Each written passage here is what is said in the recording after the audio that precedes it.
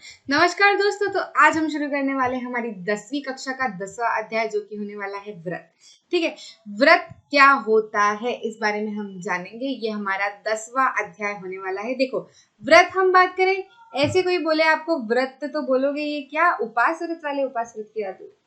Madam मजाक आप बहुत बुरा करते हो। हाँ ठीक है, चलता है। देखो, ये व्रत कौन सा व्रत है? ये व्रत है हमारा गोलाकार, बोला जाए तो सर्कल। ठीक है, अब सर्कल क्या होता है? सर्कल क्या होता है कि सर्कल में क्या होता है, एक केंद्र बिंदु होता है। केंद्र बिंदु से सभी दूर की तरफ बराबर दूरी पर ऐसे कई कई कई कई कई सारे बिंदु होते हैं। ठीक है, ये बिंदु कैसे होते हैं? केंद्र से सब क्या होते हैं, बराबर दूरी पर होते हैं। ये भी बराबर होगा, ये भी बराबर होगा, ये भी बराबर, मतलब ये तीनों जैसे इतनी सारी जो भी लाइनें बनेंगी ना वो सब एक दूसरे की क्या होंगी, बराबर होंगी। अच्छा, इन लाइनों को क्या बोलते हैं? त्रिज्या बोलते हैं, है ना।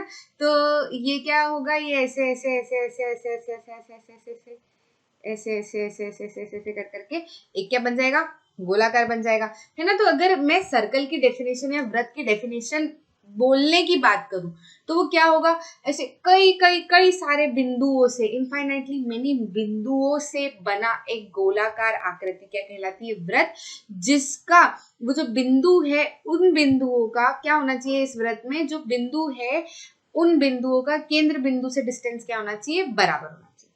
ठीक, इतनी बात समझ में आ गई। ये हमारा व्रत होता है, इसके बारे में हम कई सारी चीजें जानेंगे भैया कि एक व्रत होता क्या है। देखो फिर से, एक व्रत एक तल के उन बिंदुओं का समूह होता है जो एक नियत बिंदु केंद्र से अचर दूरी त्रिज्या पर होते हैं। यही चीज मैंने आपको बताई, अचर दूरी, है ना, जिसको क्या कहते हैं, त्रिज्या। ठीक है, उस पर होते हैं। ये रहा हमारा व्रत, ये रहा हमारा केंद्र, ये क्या रही हमारी त्रिज्या। ठीक है, इसको क्या बोलते हैं भैया? अगर मैं जैसे ये व्रत है ना, ये व्रत की क्या है, परिधि। अगर आप यहाँ से, मैं आपको बोलूँ कि आप यहाँ से चलना शुरू करो या कहीं से भी चलना शुरू करो, पूरा गोल गोल गोल गोल गोल गोल गोल गोल राउंड लेके आ जाओ, तो आप जिसपे गोल गोल गोल गोल घूम रहे हो वो व्रत की क्या कहलाएगी, परिधि। व्रत जैसे परिधि मतलब यही होता है, कोने कोने वाला सारा, जैसे भले वो व्रत हो, वर्ग हो, ठीक है, आयत हो, कुछ भी हो, लेकिन व्रत के केस में उस परिधि को एक और नाम दे दिया जाता है, सर्कमफेरेंस। ठीक है, अब परिधि के दो बिंदुओं को अगर जोड़ दिया जाए, किन्हीं दो बिंदुओं को जोड़ दिया जाए, तो वो क्या बनाती है, जीवा बनाती है। ठीक है, उसके बाद में क्या होता है कि सेंटर मतलब केंद्र से जाने वाली लाइन जो कि व्रत को दो कोनों से जोड़ रही है। ठीक है, केंद्र से जाने वाली रेखा जो कि व्रत के दो कोनों को जोड़ रही है, ऐसी रेखा क्या कहलाती है, व्यास कहलाती है। जो कि जैसे व्यास क्या होता है, व्यास हम आसानी से देख पा रहे हैं कि ये क्या है, ये भी त्रिज्या है, ये त्रिज्या है, तो ये भी त्रिज्या हो। ये स्वाभाविक सी बात है, केंद्र से एक कोने तक की क्या होती है, त्रिज्या होती है। ये भी त्रिज्या है, ये भी त्रिज्या है। ठीक है, तो व्यास को अगर हम त्रिज्या की टर्म्स में लिखे तो क्या लिख सकते हैं, r प्लस आर, जो कि क्या हो जाता है 2r। मतलब क्या, व्यास जो है वो त्रिज्या का क्या होता है, डबल। ठीक, उसके बाद में आगे बढ़ते हैं। अब हम क्या देखते हैं, देखो इसके मतलब व्रत के बारे में इतना ही, लेकिन व्रत में हम क्या करेंगे, जैसे हमेशा हमने व्रत में ऐसी कई सारी चीजें पढ़ी थी, जीवा और भी हमने बहुत सारी चीजें पढ़ चुके हैं हम, लेकिन इस चैप्टर में हम क्या नया पढ़ने वाले हैं, इस चैप्टर में हम पढ़ने वाले हैं स्पर्श रेखा। ठीक है, स्पर्श रेखा जिसको कहा जाता है टेंजेंट, और छेदन रेखा जिसको कहा जाता है सेकेंड। क्या होता है ये, देख लेते हैं भाई क्या कहना चाह रहे हैं। देखो, आइए हम एक व्रत तथा एक रेखा पीक्यू पर ध्यान दें। एक व्रत पर ध्यान दे दो, व्रत कहाँ है, ये रहा। रेखा पीक्यू पर भी ध्यान देना है, कहाँ है भाई, ढूंढो, ये रही पीक्यू रेखा। इनमें तीन संभावनाएं हो सकती है, बोल रहे हैं तीन संभावना हो सकती है।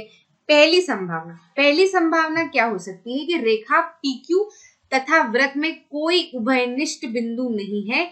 इस दशा में पीक्यू को व्रत के सापेक्ष अप्रतिच्छेदित छेदी रेखा कहते हैं। देखो, मैं तीनों कंडीशन आपको पहले पूरी तरीके से बताऊंगी, फिर आपको समझ में आ जाएगा कि मैं इन कंडीशनों के बारे में क्यों बात कर रही हूँ। मैं इन कंडीशनों के बारे में क्यों बात कर रही हूँ पहले से बता देती हूँ, क्योंकि मैं छेदन रेखा और स्पर्श रेखा के बारे में आपको बताना चाह रही हूँ। ठीक है, तो अगर हम एक सर्कल लें, मतलब एक व्रत लें, तो व्रत और अगर एक रेखा लें, तो व्रत और रेखा को रखने के हमारे पास में सिर्फ और सिर्फ 3 तरीके हो सकते हैं, इससे ज्यादा आप तरीका और कोई सा ला नहीं सकते, ठीक है। अब भले आप इसको टेढ़ा मेढ़ा ऐसा आड़ा टेढ़ा कर सकते हो, लेकिन तरीके वो 3 ही होंगे। क्या? एक तो कि व्रत और उस रेखा के बीच में कोई भी उभयनिष्ठ बिंदु ना हो। उभयनिष्ठ बिंदु का मतलब क्या होता है? Common point. मतलब क्या कि व्रत और रेखा जो है एक दूसरे का, उनका कोई कॉमन पॉइंट, मतलब वो एक दूसरे को छू नहीं पा रही हो कहीं पर भी, मतलब वो दूर दूर है, ठीक है, उनका कोई जुड़ाव नहीं है। आ रही है बात समझ में? एक तो ये कंडीशन हो सकती है। ऐसे केस में क्या कहते हैं? इस दशा में PQ को व्रत के सापेक्ष अप्रतिच्छेदी रेखा कहते हैं। एक तो ये कंडीशन हो सकती है। भाई दूसरी कंडीशन क्या हो सकती है? दूसरी कंडीशन ये हो सकती है कि अब हम उसको थोड़ा सा अंदर लेके आए, तो यहाँ पर क्या होगा? दूसरी संभावना में ये होगा कि वो क्या करेगी, ये जो रेखा है ये व्रत को 2 कोनों पर टच कर सकती है। अब आप ऐसे भी ये रेखा बना सकते हो, ऐसे भी ये रेखा बना सकते हो, ऐसे भी ये रेखा बना सकते हो, ऐसे भी ये रेखा बना सकते हो। कहने का तात्पर्य क्या है कि अगर रेखा को व्रत के अंदर लाया जाए तो, ठीक है, रेखा PQ के व्रत में 2 उभयनिष्ठ बिंदु है A और B। इस दशा में हम रेखा PQ को व्रत की छेदक रेखा कहते हैं। ऐसी रेखा क्या कहलाएगी? भले ये PQ हो, ये कुछ भी हो सकती है, तो PQ ऐसे में क्या कहलाएगी? व्रत की छेदक रेखा, ठीक है, जिसको क्या कहा जाता है? सेकंड, ठीक है। एक तो व्रत है, व्रत के बाहर रेखा को रखो PQ को, तो वो क्या हो गई? अप्रतिच्छेदी रेखा हो जाएगी। अब क्या करो? रेखा को व्रत के अंदर लेके आ जाओ, तो वो क्या करेगी? 2 बिंदुओं पे कहीं ना कहीं जोड़ेगी, ठीक है, मतलब छुएगी व्रत को, है ना, तो जुड़ाव होगा कहीं ना कहीं व्रत से। ऐसे में क्या हो जाएगी? ये रेखा क्या कहलाएगी? छेदक रेखा। तीसरी स्थिति क्या है? तीसरी स्थिति में क्या करो कि जैसे एक तो बाहर था, एक में अंदर ले गए, अब एक में इसको सरफेस पर रखो, ठीक है, मतलब क्या? एक पॉइंट से ही सिर्फ जुड़े, ठीक है। यही और यही सिर्फ 3 कंडीशन हो सकती है किसी रेखा और किसी व्रत को आपस में या आसपास बिठाने की, मतलब कि हाँ विराजमान हो, तो इस तरीके से आप उनको विराजमान करवा सकते हैं, ठीक है। इस केस में क्या होती है? जहां पर रेखा और व्रत सिर्फ एक बिंदु पर प्रतिच्छेदी करते हैं, यानी कि उनका सिर्फ एक उभयनिष्ठ बिंदु होता है, ऐसे में ऐसी रेखा क्या कहलाती है? पढ़ चुके हो आप, बहुत बार पढ़ चुके हो, ठीक है। ऐसे में इस रेखा को हम क्या कहते हैं? इस रेखा को हम कहते हैं स्पर्श रेखा, ठीक है। क्या कहेंगे? इस ऐसी स्थिति में PQ को हम क्या कहेंगे? स्पर्श रेखा, ठीक। आगे बात समझ में? कैसी 3 स्थितियां देखी? हम किस बारे में बात कर रहे हैं? हम देख रहे हैं कि अगर एक रेखा दे दी जाए, एक व्रत दे दिया जाए, तो भैया हमको सेकंड और टेंजेंट समझना है। तो ये सेकंड और टेंजेंट समझाने का एक तरीका है। क्या तरीका है कि रेखा और व्रत को किस किस तरीके से आप रख सकते हो? तो रेखा और व्रत को सिर्फ आप 3 तरीके से रख सकते हो। एक तो ये कि रेखा और व्रत को मिलाओ ही मत, दूर दूर बिठा दो, कट्टी करवा दो उनकी, ठीक है। दूसरा तरीका यह है कि बहुत ही अच्छे दोस्त बना दो, इतने अच्छे दोस्त मिला दो कि बिल्कुल घुल मिल जाए, वो तो बढ़िया बैठे हैं, बातचीत कर रहे हैं, सारी बातें शेयर कर रहे हैं, ठीक है। तो अंदर चली गई, मतलब मन के अंदर उतर गई ना रेखा, तो ये कौन सी स्थिति हो गई? ये दूसरी वाली स्थिति हो गई, ठीक है। इसमें क्या कहते हैं? ऐसी रेखा को क्या कहते हैं? छेदक रेखा, यानी कि सेकंड, ठीक है। ऐसी स्थिति के भैया हाँ दोस्त बने हैं अब ये रेखा और ये व्रत, ठीक है, पर हाँ बातें नहीं शेयर कर पा रहे हैं, साथ में बैठ रहे हैं, मिलजुल रहे हैं, ये काम चल रहा है, ठीक है। तो ऐसे में ये स्थिति क्या हो जाएगी? स्पर्श रेखा हो जाएगी, ठीक। बहुत मतलब ऐसा बताया कि याद रखोगे हमेशा, ठीक है। तो हमने ये देखा कि जब सबसे पहले जब प्रतिच्छेदी नहीं करती थी ना, तो व्रत और रेखा का कोई भी कॉमन पॉइंट नहीं होता था, मतलब कोई जुड़ाव नहीं होता था, ठीक है, ठीक है, कोई भी उभयनिष्ठ बिंदु नहीं होता था। दूसरे वाले में जब हमने सेकंड के केस में देखा कि वो बहुत बढ़िया दोस्त बन गए, बातचीत बन रहे, एक के ऊपर एक, जब मतलब व्रत के ऊपर जब लाइन आ जाती है तो उसमें कितने उभयनिष्ठ बिंदु होंगे? 2, ठीक है। अब जब ये दोस्त हैं ठीक ठाक ऐसे, हाँ है, मतलब अभी ज्यादा कुछ बोलचाल नहीं है, पर हाँ मिलजुल रहे हैं, तो क्या है, थोड़ा बाउंड्री पे बने हैं, ऐसा अभी अभी बाउंड्रीज हैं, तो ऐसे में क्या कहलाएगी? स्पर्श रेखा कहलाएगी। इसमें उभयनिष्ठ बिंदु कितना होगा? सिर्फ एक, टेंजेंट कहते हैं इसको, ठीक है, स्पर्श रेखा कहते हैं, ठीक है। अब देखो एक क्रियाकल्प देखते हैं, क्या कहा जाता है? कहा ये जाता है कि एक पॉइंट, अगर कोई व्रत है ना, कोई व्रत है, ठीक है, कोई व्रत है, अब इसका अगर मैं ये एक पॉइंट ले लूं ना, तो इस एक पॉइंट से होती हुई सिर्फ एक ही स्पर्श रेखा हो सकती है। इस पॉइंट से होती हुई कोई दूसरी स्पर्श रेखा नहीं होगी। हालांकि एक सर्कल की अनेक स्पर्श रेखा हो सकती, इनफाइनाइटली मेनी स्पर्श रेखा हो सकती। क्यों? देखो बेसिक सी बात समझो, एक वृत्त जो है वो इनफाइनाइटली मेनी बिंदुओं से बना होता है ना। ढंग से व्रत बनाओ यार, रिया कैसे आड़ा टेढ़ा, बच्चे कहेंगे कि मैडम हम कोई ऐसा व्रत नहीं समझा। ठीक है, तो देखो एक व्रत किससे बना है, जैसे मैं बनाऊं गोला, रोटी भी नहीं बनती होगी तुम्हारी ऐसी। ठीक है, तो ये क्या है हमारा व्रत। अब ये व्रत जो है ये अनेक बिंदुओं से बना है, ऐसे ऐसे ऐसे कितने बिंदु जुड़े हुए हैं। ठीक है, तो हर बिंदु से, जैसे इनफाइनाइटली मेनी बिंदु है ना। इनफाइनाइटली मेनी बिंदु का मतलब कोई कंफ्यूज मत होना, इनफाइनाइटली मतलब कि इनफाइनाइट मतलब जिन्हें गिना ना जा सके। ठीक है, आप कहाँ गिनने बैठेंगे, लाइन जुड़ जाती है वो तो बहुत सारे बिंदु हो सकते हैं कि नहीं हो सकते, है ना। तो हर बिंदु से एक स्पर्श रेखा जा सकती है कि नहीं जा सकती। इस बिंदु से ऐसी स्पर्श रेखा जा सकती है, इस बिंदु से ऐसी स्पर्श रेखा जा सकती है, इस बिंदु से ऐसी स्पर्श रेखा जा सकती है, ऐसे कई सारी स्पर्श रेखाएं जा सकती है। ठीक है, तो एक व्रत के इनफाइनाइटली मेनी स्पर्श रेखा हो सकती है। लेकिन क्या अगर मैं कहूं कि बच्चों ऐसा मत सोचना कि इनफाइनाइटली मेनी टेंजेंट तो होती है, स्पर्श रेखा तो होती है, लेकिन एक बिंदु से होकर सिर्फ और सिर्फ एक ही स्पर्श रेखा जाती है। अब आप इस बिंदु से कोई दूसरी स्पर्श रेखा ले जाके बताओ, ये वाले बिंदु से नहीं ले जा सकते हो। अगर आप ले जाओगे ना तो फिर वो थोड़ी सी इस तरीके से बनेगी, है ना। तो ये तो अलग हो गई इससे, है ना। हुई कि नहीं हुई? अब ये किस बिंदु पे मिल रही है, ये वाले बिंदु पे मिल रही है, ये वाले बिंदु पे नहीं मिल रही है। आ रही है बात समझ में? ये तो पेन की निब थोड़ी सी मोटी है ना, इस कारण से आपको कहीं ना कहीं ओवरलैप होते हुए दिख रहा है। लेकिन आप बिल्कुल पतली पेन टिप से बनाओगे ना तो आपको दिखेगा कि एक बिंदु से होते हुए सिर्फ और सिर्फ एक ही स्पर्श रेखा जा सकती है। ठीक है, तो इसको क्या करेंगे हम, एक एक्टिविटी, एक क्रियाकल्प के थ्रू एक्सप्लेन करेंगे। ठीक है, एक वृत्ताकार तार लीजिए, मतलब एक तार ले लो, उसको क्या करो, वो मुड़ने वाले तार रहते हैं कि नहीं, जिसपे मम्मियां अपने कपड़े वपड़े टांगती है। ठीक है, तो उस तार को क्या करो, ऐसे गोल घुमा लो, है ना, और क्या करो, वृत्ताकार बना लो। तथा वृत्ताकार तार के एक बिंदु P पर एक सीधा तार AB, ठीक है, इस प्रकार से जोड़िए कि वह बिंदु P के परितः एक समतल में घूमता रहे। मतलब क्या कि एक तार सीधा ले लो, एक तो वृत्ताकार तार ले लिया, ये रहा हमारा, है ना, और एक क्या करो, एक सीधा तार ले लो। ठीक है, अब वो एक उस सीधे तार को कुछ इस तरीके से रखो कि वो सेकंड बनाए और क्या करे, P की पोजीशन पे घूमता रहे। मतलब कि मैं अगर AB को घुमाऊं ना, जैसे अगर मुझे कुछ घुमाना है, जैसे मेरे को ये घुमाना है ना, तो मतलब क्या मैं इसको घुमा तो रही हूँ, लेकिन किस पोजीशन पे घुमा रही हूँ, इस पोजीशन पे घुमा रही हूँ, है ना, इस पोजीशन पे घुमा रही हूँ मैं इसको। तो मतलब ये क्या, ये पोजीशन कौन सी हो, P हो, इस पे ये घूमता है। तो किस तरीके से घूमेगा, इस प्रणाली को एक मेज पर रखिए तथा तार AB को बिंदु P के परितः धीरे धीरे घुमाइए, जिससे सीधी तार की विभिन्न अवस्थाएं प्राप्त हो सके, मतलब सीधी तार की अलग अलग अवस्थाएं प्राप्त हो सके। देखते हैं तो इससे हम क्या पाएंगे, पता है, बताती हूँ। देखो, एक तो इसको Q1 नाम दे दिया, अब अगली बार हमने इसको थोड़ा सा खसकाया, Q2 पोजीशन पे ये छू रहा है, मतलब हम क्या है, अलग अलग पोजीशन देखेंगे। जैसे जब AB P पर था और कुछ पहली वाली तरीके से रखी हुई थी AB लाइन, तो जब वो वृत्ताकार को छू रही थी उस पॉइंट को हमने क्या बोला, Q1। अब जब वो थोड़ी सी खसकी तो अब वो वृत्ताकार को किस पॉइंट पे छू रही है, Q2 पर, है ना, यहाँ छू रही है, पहले यहाँ छू रही थी। ठीक है, अब लाइन को अब P के थ्रू फिर और घुमाया तो क्या हुआ, ये Q3, ये लाइन अब जाने लगी। ठीक है, ये P बिंदु से जाने लगी। अभी क्या है, A डैश B डैश बिंदु से यहाँ से जाने लगी। ठीक है, विभिन्न स्थितियों में तार वृत्ताकार तार को बिंदु P पर एक अन्य बिंदु Q1, Q2, Q3 आदि पर प्रतिच्छेदित करता है। कर रहा है कि नहीं कर रहा है, अलग अलग बिंदु पर प्रतिच्छेदित कर रहा है तार, किसको, व्रत को। एक स्थिति में रेखा व्रत को केवल बिंदु P अर्थात स्थिति A डैश B डैश पर प्रतिच्छेदित करेगी।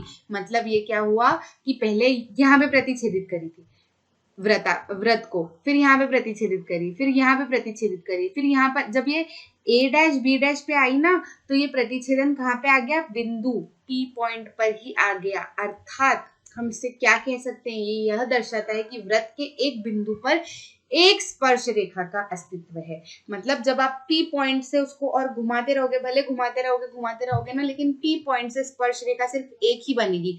उसके पहले स्पर्श रेखा नहीं बन रही थी, वो क्या कर रही थी, पहले Q1 पे छू रही थी, मतलब Q1 पे छू रही थी, Q2 पे छू रही थी, Q3 पे छू रही थी, P पर किसी ने नहीं छुआ। आ रही बात समझ में? ठीक है। पुनः घुमाने पर AB की अन्य सभी स्थितियों में वह वृत्त को बिंदु P तथा अन्य, फिर से अगर हमने घुमाया तो अब क्या करा, इसने R1 पे छुआ, फिर से घुमाया तो अब किस पे छुआ, R2 पर छुआ, फिर से घुमाया तो किस पर छुआ, इसमें आकर R3 पर छुआ।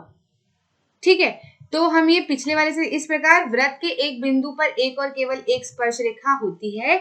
उपर्युक्त कलाप करते हुए आपने अवश्य प्रेक्षण किया होगा कि जैसे जैसे स्थिति AB से स्थिति A' B' की ओर बढ़ती है, रेखा AB और वृत्त का उभयनिष्ठ बिंदु Q1 उभयनिष्ठ बिंदु P की ओर निकट आता जाता है। मतलब क्या कि जैसे ही पहले तो AB थी, अब वो AB से आगे बढ़ती गई है ना, पहले Q1 पे छुआ, फिर Q2 पर छुआ, फिर Q3 पे छुआ, तो हमने देखा कि वो बिंदु P के पास आते जा रहा है। पहले Q1 ऊपर था, फिर Q2 यहाँ है, फिर Q3, मतलब P के पास आता जा रहा था ना, निकट आता जा रहा था। अतः AB की स्थिति A' B' में वह बिंदु P की संपाति हो जाता है, मतलब एक के ऊपर एक ओवरलैप कर जाता है।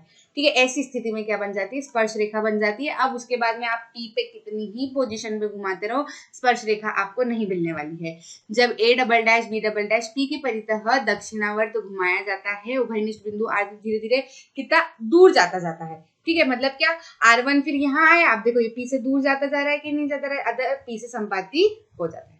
ठीक, अब क्या करते हैं, पिछले वाले क्रियाकल्प से हमको क्या समझ आया, क्रियाकलाप से हमको क्या समझ आया कि कोई भी वृत्त है और उसका एक बिंदु है ना, तो अब आप इससे लाइन को ऐसे ऐसे ऐसे ऐसे घुमाते जाओ, पर आपको इस पॉइंट से होती हुई स्पर्श रेखा जो है वो सिर्फ और सिर्फ एक ही मिलेगी, जो कि पिछले वाले केस में हमको मिली थी A' B'। ठीक है, ये बिंदु P पे हमने यहाँ घुमाया, यहाँ घुमाया, यहाँ घुमाया, फिर और घुमाते गए, लेकिन इस बिंदु पे स्पर्श रेखा, मतलब जो कि सिर्फ एक पॉइंट पे टच कर रही थी, है ना, वृत्त को, वो सिर्फ एक ही थी, बाकी सारी क्या करी थी, दो दो पॉइंट पे टच करी थी। ठीक, आगे बढ़े, क्रियाकलाप 2 पे देखते हैं। क्रियाकलाप 2 क्या कहना चाह रहा है, एक कागज पर एक वृत्त और वृत्त की छेदक रेखा PQ खींचे, छेदक रेखा के समांतर दोनों और अनेक रेखाएं खींचे। एक वृत्त ले लिया, वृत्त की छेदक रेखा, ठीक है, छेदक रेखा एक हमने PQ खींच दी। अब क्या करना है, दोनों और, ठीक है, छेदक रेखा के समांतर, समांतर मतलब पैरेलल, ठीक है, पैरेलल अनेक रेखाएं खींचे। खींच दो भैया, इधर भी खींच दो, इधर भी खींच दो, इधर भी खींच दो, इधर भी खींच दो, इधर भी खींच दो। ठीक है, आप पाएंगे कि कुछ चरणों के बाद रेखाओं द्वारा काटी गई जीवा की लंबाई धीरे धीरे कम हो रही है, अर्थात रेखा तथा वृत्त के दोनों प्रतिच्छेदी बिंदु पास आ रहे हैं। ठीक है, ये लंबाई क्या है, बस ये कहना चाह रहे हैं कि लंबाई क्या कम होती है। देखो यहाँ पर ये बड़ी थी, फिर छोटी हुई, फिर छोटी हुई, फिर छोटी हुई, फिर छोटी हुई, फिर क्या करी, एक पॉइंट पे यहाँ पर टच करी, एक पॉइंट पे यहाँ पर टच करिए। ठीक है, एक स्थिति में छेदक रेखा के एक और एक लंबाई तथा दूसरी स्थिति में यह दूसरी और शून्य हो जाती है। छेदक रेखा की स्थितियों P', Q' तथा P', Q' की ये दोनों रेखाएं दी गई छेदक रेखा के समांतर दो स्पर्श रेखाएं हैं। मतलब इस क्रियाकलाप से ये क्या कहना चाह रहे हैं कि यदि कोई एक वृत्त है, ठीक है, तो समांतर रेखाएं, अगर आप जैसे 2 पॉइंट ले लो, ठीक है, मतलब 2 पॉइंट आपने, मतलब अगर आप दो, मतलब आप अगर दो क्या, मतलब आप अगर समांतर रेखा, ठीक है, समांतर स्पर्श रेखा अगर आप बनाना चाहते हैं तो वो किसी भी वृत्त में क्या होगी, दो ही बनेगी। जैसे अगर मैं बनाना चाहती हूँ, जैसे मैंने एक स्पर्श रेखा बना दी, ठीक है, अब इसके में अगर समांतर रेखा बनाना चाहती हूँ ना, स्पर्श रेखा समांतर, मतलब ऐसी समांतर रेखा बनाना चाहती हूँ जो कि वृत्त के क्या हो, स्पर्श रेखा ही हो, तो वो सिर्फ एक ही बन सकती है इस तरीके से, और कोई तरीका नहीं होगा। वो फिर ऐसी बनेगी, फिर वो टेढ़ी बनती जाएगी, इधर से बनेगी तो वो टेढ़ी बनती जाएगी। मतलब ये क्या कहना चाह रहे हैं, स्पर्श रेखा छेदक रेखा की एक विशेष स्थिति है जब उसकी संगत जीवा के दोनों सिरे संपाती हो जाए। ये कहना चाह रहे हैं कि भैया कोई भी वृत्त ले लो, उसकी एक स्पर्श रेखा बना लो। अब उस स्पर्श रेखा के समांतर यदि आप कोई सी स्पर्श रेखा बनाना चाहते हो तो सिर्फ और सिर्फ एक ही बनेगी। आ रही है बात समझ में? ठीक है, आगे बढ़ते हैं। वृत्त की स्पर्श रेखा, इतना स्पर्श रेखा पढ़ लिया, अभी तक खत्म नहीं हुआ। तुमको क्लियर करने के लिए कितना करवाना पड़ता है। अभी तक तो मुझे लग रहा है समझ आ गया होगा। वृत्त की स्पर्श रेखा पर वह रेखा होती है जो वृत्त को केवल एक बिंदु पर प्रतिच्छेदित करती है। हमने देख लिया कि वृत्त की स्पर्श रेखा कैसी रेखा होती है जो कि वृत्त को क्या करती है, सिर्फ एक बिंदु पर प्रतिच्छेदित करती है, मतलब एक बिंदु पर वृत्त से आके मिलती है और कोई उस रेखा के बिंदु वृत्त से आके नहीं मिलते। स्पर्श रेखा और वृत्त रेखा के उभयनिष्ठ बिंदु को स्पर्श बिंदु कहते हैं। जिस भी बिंदु से, जैसे मैं कह रही हूँ कि ये वृत्त है ना, और ये क्या है, इसकी इस बिंदु पर बनने वाली स्पर्श रेखा, तो ये जो बिंदु है ना जिसपे स्पर्श कर रहे हैं एक दूसरे को, ये क्या कहलाता है, स्पर्श बिंदु। ठीक, स्पर्श बिंदु इसको कहते हैं, तथा स्पर्श रेखा को वृत्त के उभयनिष्ठ बिंदु पर स्पर्श करना कहते हैं। ठीक है, एग्जाम्पल के लिए अगर हम ले सकते हैं तो मान लो कि ये रोड है हमारा, रोड के ऊपर टायर चलता रहता है ना, टायर चलता रहता है, तो एक ही पॉइंट, जैसे ये रोड है, ये टायर चलते जा रहा है, तो वो एक ही पॉइंट रहेगा जिससे रोड और टायर जो है जो एक दूसरे को स्पर्श करे, फिर वो बढ़ते जाएगा, मतलब वो बदलते जाएगा, लेकिन एक स्थिति में एक ही पॉइंट से वो जुड़ा रहता है। तो ऐसे में क्या होता है, टायर की स्पर्श रेखा क्या हो जाती है, रोड से। आगे बात समझ में, इससे अच्छा प्रैक्टिकल एग्जाम्पल तो और कोई मिल ही नहीं सकता। ठीक है, देखो एक पहला वाला प्रमेय देखते हैं। पहला प्रमेय क्या कह रहा है, वृत्त के किसी बिंदु पर स्पर्श रेखा स्पर्श बिंदु से जाने वाली त्रिज्या पर लंब होती है। मतलब ये क्या कहना चाह रहे हैं कि वृत्त के किसी बिंदु पर स्पर्श रेखा, वृत्त का कोई बिंदु है जैसे यहाँ P है, अब इससे जाने वाली स्पर्श रेखा जो है स्पर्श बिंदु से जाने वाली त्रिज्या पर, मतलब ये जो स्पर्श बिंदु से जाने वाली जो त्रिज्या है, तो स्पर्श बिंदु से जाने वाली त्रिज्या कौन सी है, ये, तो ये क्या कहना चाह रहे हैं, ये स्पर्श रेखा पर क्या होती है, ये लंब होती है। मतलब हमको क्या प्रूव करना है कि ये जो है ये 90 डिग्री पर मिलते हैं। क्या, स्पर्श बिंदु से जुड़ी जो त्रिज्या रहेगी ना, जो स्पर्श रेखा का जो स्पर्श बिंदु है उससे जुड़ी त्रिज्या भी रहेगी, तो वो त्रिज्या क्या होती है, स्पर्श रेखा पर क्या होती है, एक लंब की तरह होती है। ये हमको क्या करना है, प्रूव करना है। तो देखो एक छोटा सा एग्जांपल मैं आपको देती हूँ। लंब क्या होता है, लंब एक सबसे छोटा डिस्टेंस होता है। लंब को हमेशा आप ऐसे मानना कि आप क्या कर रहे हो कि आप कहीं पर भी खड़े हो, अब आपको सामने की ओर जाना है, तो जो भी आप सबसे छोटा रास्ता अगर आपको दिखता है ना, जो छोटा रास्ता होता है वो हमेशा सामने वाले रास्ते के ऊपर क्या होता है, एक लंब की तरह काम करता है। देखो मैं मानूं कि एक ये पार्क है, ठीक है, ये एक पार्क है। अब ये पार्क से जुड़ी एक क्या है, रोड है, पार्क से जुड़ी क्या है, रोड है ना, यहाँ पर ये स्पर्श हो रही है, ठीक है, इतना पॉइंट स्पर्श हो रहा है। अब क्या हो रहा है, इस पार्क में मैं मेरी मम्मी के साथ में यहाँ पर खड़ी हूँ, बच्ची हूँ, यहाँ खड़ी हूँ। अब मैं क्या देख रही हूँ कि यहाँ पर एक आइसक्रीम का ठेला है, यहाँ पर एक गुब्बारे का ठेला है, मैं गुब्बारे का ही ठेला मान लो, यहाँ एक गुब्बारे का ठेला है, यहाँ एक गुब्बारे का ठेला है, और यहाँ पर भी एक क्या है, गुब्बारे का ठेला है, या कहीं पर भी कोई भी गुब्बारे का ठेला मान लो। अब मैं मम्मी को कह रही हूँ, मम्मी मेरे को तो गुब्बारे खरीदने, तो मुझे क्या करना पड़ेगा कि रोड यहाँ से जाने वाली यही है, मतलब पार्क में रोड एक बीच में ही रहती है ना, मेन गेट के पास में जाने वाली तो एक ही रोड रहती है, ऐसी पतली सी, है ना, ये मेन गेट पर ही एक गुब्बारे वाला है और ये दोनों आसपास है। अब मैं यहाँ से निकली तो मुझे इसके पास भी अगर जाना है, ठीक है, तो मुझे यहीं से होकर पहले मैं यहाँ जाऊंगी, फिर यहाँ जाऊंगी, इसके पास भी अगर जाना है तो पहले मैं यहाँ जाऊंगी, फिर यहाँ जाऊंगी, ठीक है। तो मतलब ये वाला रास्ता तो क्या हो जाएगा, इस रास्ते के मुकाबले, या अगर सीधे यहाँ से भी मैं जाती हूँ तो ये अलग ही दिख रहा है कि ये वाला जो रास्ता है इस रास्ते के मुकाबले बड़ा है। इधर भी अगर मैं रोड नहीं भी रहती, मैं घास में से चल के चली जाती हूँ, मेरे को तो यहीं से लेना है, तब भी ये अलग ही दिख रहा है कि ये वाला रास्ता जो है वो ये वाले रास्ते से क्या है, बड़ा है, ठीक है। तो अतः हम इससे क्या अनुमान लगा सकते हैं कि स्पर्श रेखा का जो स्पर्श बिंदु है और जो त्रिज्या है, ठीक है, ये त्रिज्या और स्पर्श बिंदु की तरह ही काम कर रहे हैं ना, ठीक है। तो ये जब मैं यहाँ से जाऊंगी तो मुझे दिख रहा है कि ये गुब्बारे वाला सबसे पास है, ठीक है, ये पास है, तो जो सबसे पास होती है जो लाइन, वो क्या होती है, उसकी वो एक समकोण बनाती है, ठीक है, एक लंब की तरह काम करती है। तो ये हम आसानी से प्रूव कर सकते हैं, ठीक है। हमने क्या बोला, हमें केंद्र O वाला एक वृत्त दिया गया है और एक बिंदु P पर स्पर्श रेखा XY दी गई है। हमें सिद्ध करना है कि OP XY पर लंब है। एक्स वाई पर पी के अतिरिक्त एक बिंदु ओ लीजिए और क्यू ओ को क्या कीजिए, मिलाइए। अब मैंने ये आइसक्रीम वाले ठेले की तरह आपको एक एग्जांपल दे दिया। अब मैं वहां के एग्जाम में जाके आइसक्रीम वाला ठेला थोड़ी ना लिख सकती हूँ ना, आप लिख सकते हो मैडम बोलेगी पढ़ रहे बच्चे आइसक्रीम खानी है, समझाने के लिए मैंने आपको बताया कि आपको क्लिक हो जाए। ठीक है, तो हम क्या करेंगे, इसको जोड़ देंगे। इसको जोड़ने के बाद में हम कहेंगे, इसको जोड़ने के बाद में हम कहेंगे कि बिंदु Q वृत्त के बाहर होना चाहिए। ठीक है, यदि Q वृत्त के अंदर होता है तो XY वृत्त के अंदर छेदक रेखा हो जाएगी। ठीक है, वह स्पर्श रेखा में नहीं आ पाएगी। ठीक है, अतः ये छेदक रेखा हो जाएगी और स्पर्श रेखा में नहीं आ पाएगी, तो ये क्या हो जाएगी, ओ Q जो है त्रिज्या OP से बड़ी होगी। ठीक है, अलग ही पता चल रहा है हमको। OQ क्या हो जाएगी, बड़ी हो जाएगी किससे, OP से। तो जब OQ OP से बड़ी हो गई तो अपने आप यह बिंदु P के अतिरिक्त XY के प्रत्येक बिंदु के लिए सत्य है। मतलब Q की जगह क्या है, P के अलावा यहाँ से यहाँ, मतलब यहाँ भी अगर आप कोई बिंदु ले लेते हो, यहाँ यहाँ यहाँ यहाँ यहाँ यहाँ यहाँ कोई भी बिंदु ले लेते हो आप, तो ये चीज सत्य होनी है कि दूसरी जो लाइन बनेगी वो OP से तो बड़ी होनी है। ठीक है, तो OP बिंदु O से XY के अन्य बिंदुओं की न्यूनतम दूरी है, सबसे कम दूरी है, इसलिए OP क्या है, XY का लंब है। ठीक है, सबसे छोटा रास्ता जो होता है हमेशा वो क्या कहलाता है, लंब कहलाता है। ठीक।